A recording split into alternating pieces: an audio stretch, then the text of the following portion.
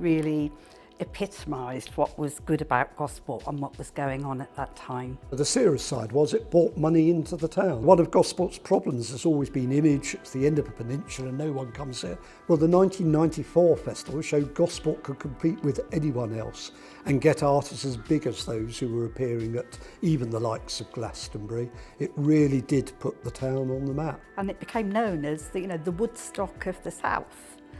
And, seriously, people would be coming from all over the place into the town because the festival was there. Well, it was organised by the council. The deputy chief executive of the council at the time, a guy called Ron Wilson, also sadly no longer here, but he was the main officer who helped make things happen when others would say you can't do that, and was a key person and deserves the recognition. The idea came from Portsmouth originally. Portsmouth in the late 1980s used to do a festival in a big top in Guildhall Square. Just after I became leader of Gosport Council in 1990, I was going across for a concert there and I ran into Ron Wilson and said, well, before you go and watch the cricket, you've got to come and see this. And Ron basically said, we don't do things like that. We proved a year later that we do things like that in Gosport. And the first festival was 1991, Big Top, on Walpole Park.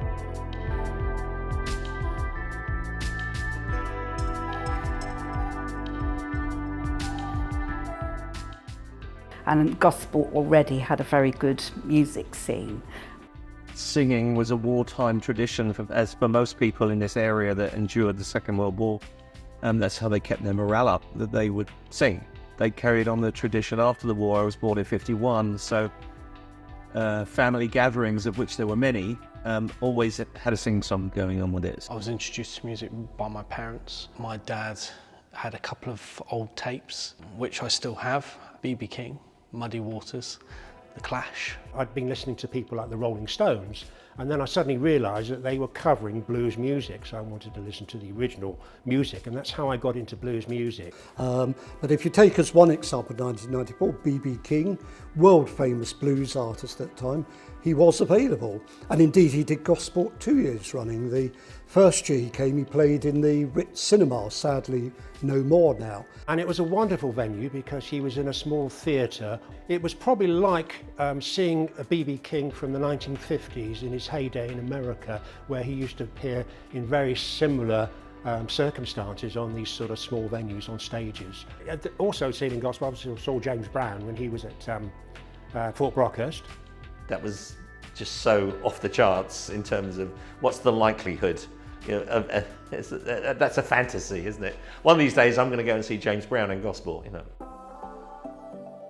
Lazy, hazy, sunny days of the summer of '94, and the festival for me really epitomised what was good about Gosport and what was going on at that time. I think I attended every single daytime.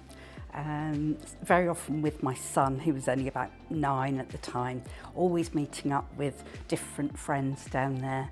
There was lots of music during the day and different workshops and things which were free to attend, but also in the evening some of the headline bands were just incredible. I went to a few of those evening concerts, but not all of them.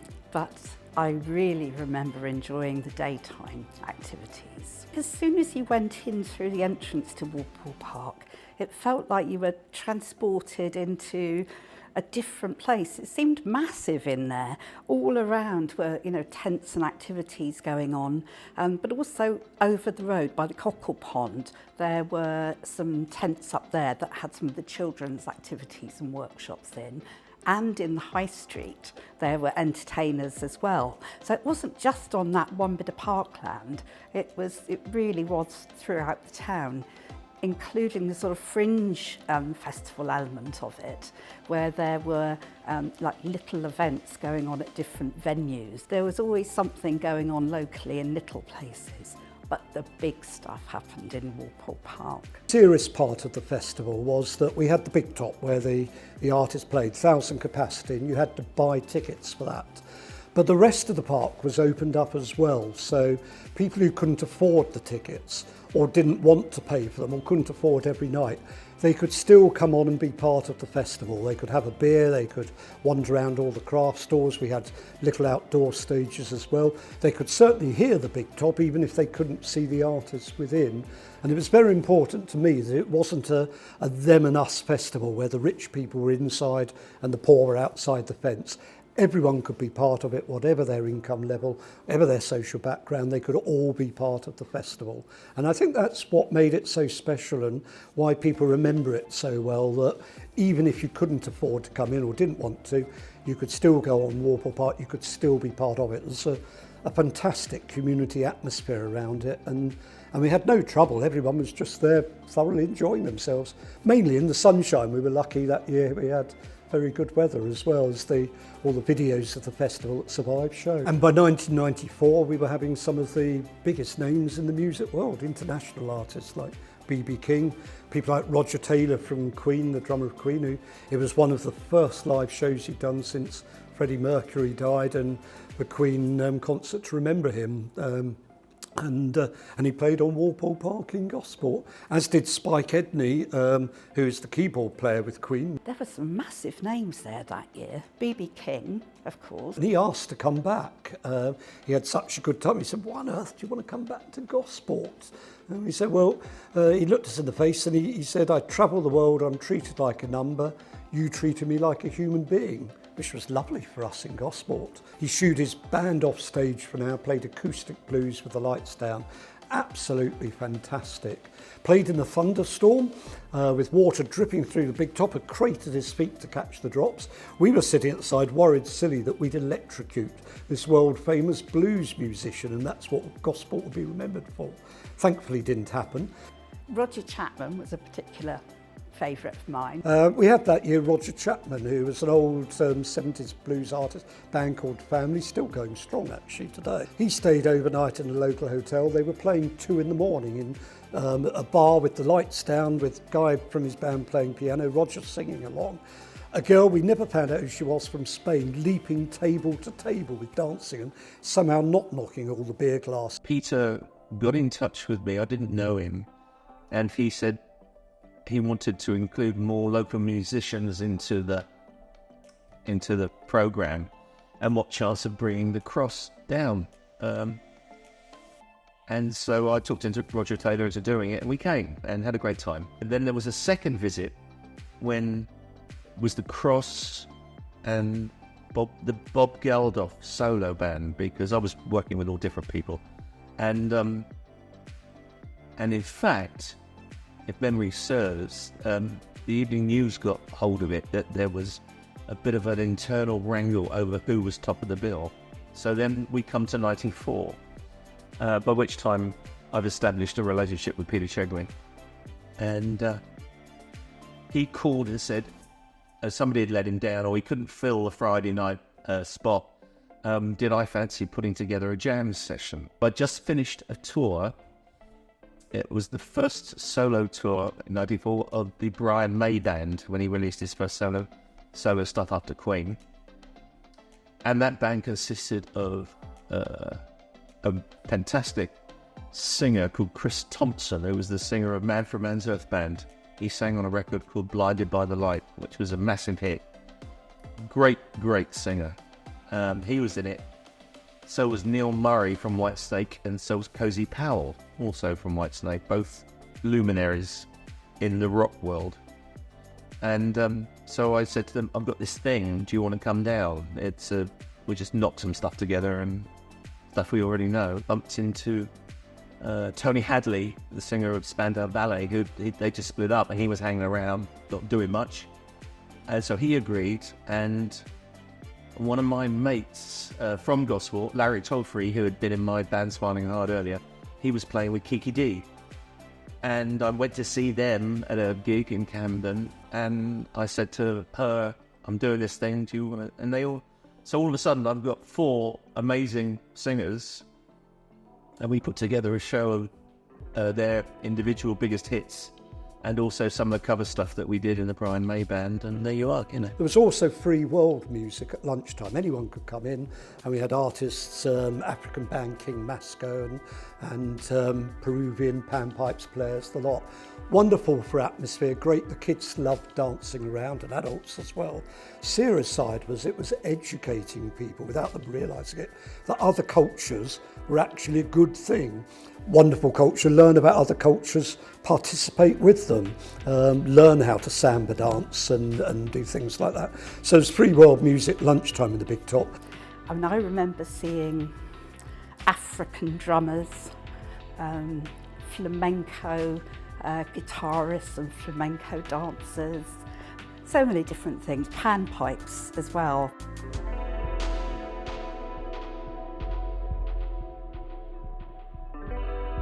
For me, if you're trying to put something across to people, particularly something like history, music, you have to find different ways of doing it, different sort of mediums. And I think that's where the festival works so well, where it had, you know, bits of entertainment, bits of theatre, bits of this, bits of that, and gradually all of it built up to create a fascinating full picture. I hear people, and people have recommended to me, and I see talent.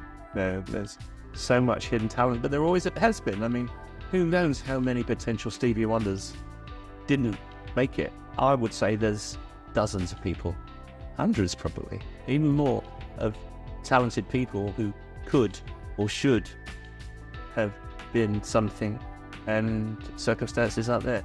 Because not only, if you start with some talent, let's hope you've got some talent, you need drive and persistency and luck. I am confident in the fact that there are young, talented people coming through, and every now and then I meet one or two of them. But the road to success and stardom is equally as difficult as it was back in my day. It's just different. The music scene's definitely getting better. It's great seeing other venues in town like 33 Green Bottles and Katie's doing regular music, especially for younger musicians in the area. There's stuff happening at the Gosport Museum now, and obviously we've got our venue at St John's Church. So we're doing more and more events and hoping to build on that. So it's going in a great direction, but it's not there yet. There's still loads that we can do, and loads that we know we can do as well. I'm hopeful for the music scene future. There's still so much to do. You need the people in town that want to do it, because it's not an easy task, and you have to really want to make an effect in your town. I think that children there felt, well, I think actually parents felt that it was a really safe environment to have children in. And there were so many different things for them to get involved in, that it was a full time of enjoyment for them. I'm not sure my son will, remember from that age every single bit of music that he heard. But I say some things have had, lasting effects. And he's always had a love of rock music and blues music. So, yes, maybe it's, things come on down through the years. He's only 39 now, so 30 years on, yeah.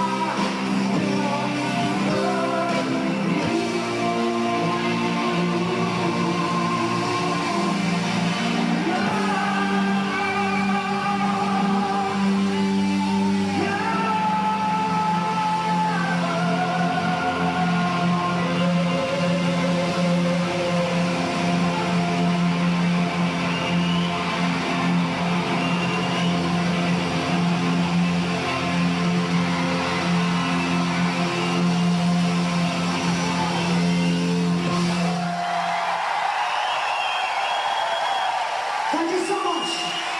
Come on.